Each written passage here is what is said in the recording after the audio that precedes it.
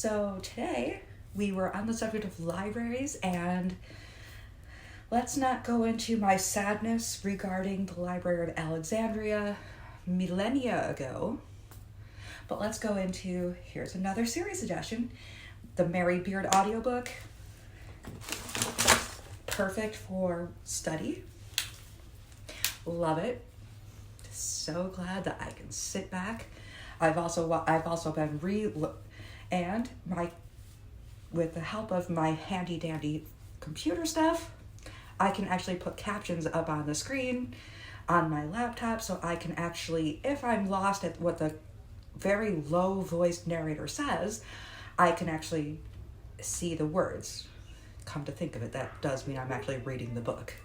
But that's okay, because I love Mary Beard. So check out SPQR by Mary Beard. I'm also loving the Percy Jackson series by Rick Riordan. So check that out. These are fantastic. They're a bit expensive, but these are fantastic if you have hearing aids. Earbuds aren't going to work for you unless you have the really, really deep in the canal ones. I don't. So the Beats, they are a bit expensive, but they work like a charm, and I saved up for these. When over the last many decades, because it's been almost 20 years since I've been, in 2004, decades ago, I was diagnosed with epilepsy. So I kind of know the basics. I kind of know what it's like when you're dealing with stuff that just doesn't feel right. And when all the things that you've been plotting and planning don't work out.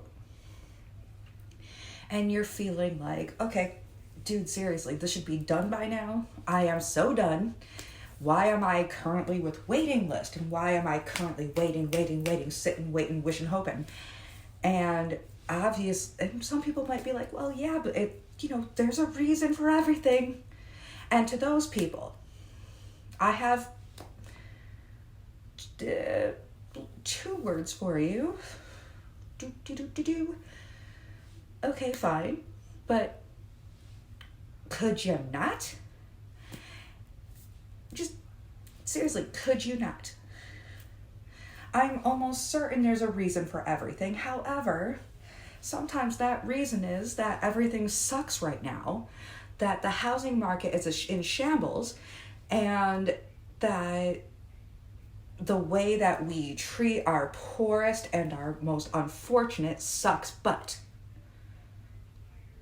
Yeah, no? And I just putting that out there. And now that I've ranted, yes, so two really good suggestions for you. Mary Beard books and the Percy Jackson books by Rick Riordan. Definitely get yourself a library card, even if you don't know when you're going to use it. It can come in handy for a lot of things, including if you need to get out of the house and also want to do your homework and or write out applications for everything in a quiet place where you can also explore and learn more.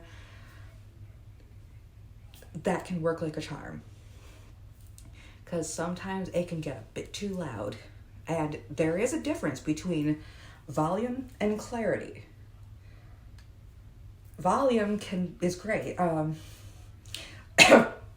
Like yesterday, I was watching my favorite game show with my friend, because we have started a game night where we get together and we watch Wheel of Fortune and Jeopardy, like I used to do with my grandma. So, reminds me of home. And some people who had been using the television before us had the television on 60. Now, I might wear hearing aids, but that was a bit much for me and kind of contributed to my headache for the last 2 days, where I wasn't really able to do anything, including watch Wheel of Fortune and Jeopardy. So the volume was high, but I could not understand a blind word of what anyone was saying because it was just a wall of noise.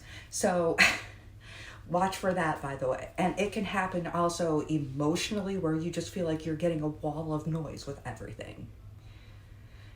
And yeah, it can suck, even if you don't have a hearing problem. Sometimes you're getting information thrown at you that you can't quite process, because what they're doing is giving you a whole lot of volume and anger but you're not really getting a whole lot of clarity on the situation. And that's literally everything right now. So instead, this week I advise look for clarity, that you don't always need the highest volume on anything, emotionally or physically, and take really, really good care of yourselves and do something that you enjoy. When it comes down to things with me, things aren't where I want them yet. And it feels awful because I want things done and I want things over with and I want to find my freedom. I want a place where I don't have to deal with someone who goes absolutely ape poop over oranges. And I don't want to deal with someone. I don't feel comfortable, but I'm getting there. Not with my situation, which I am working very, very hard to get out of, but with learning and finding my way. But it does feel like I have a whole long way to go. So for those of you who have sent love, who have helped out in whatever way, even a tenner, for those of you who have helped out with, making my Christmas all the better, I am grateful to people who sent me the chocolate coal. The socks came in really, really handy. It's often cold here at night, and this building is not very well insulated. And for everything, the coffee pot that I'm going to have in my next apartment, the person that gave me the French press for now, because I can't really hook up an electric coffee pot, for the people who have just been there supporting me and dealing with my anxiety and my nerves as I've dealt with things such as, here I have a place. I have a room that I pay for. And while it is rather competitive rent, I gotta say, yeah, nah. There's also been other things that I have to deal with. And I have a counselor for certain things, like dealing with the fact that when you are an unhoused person, when you're in a shelter, you might bump into people who try to use your body.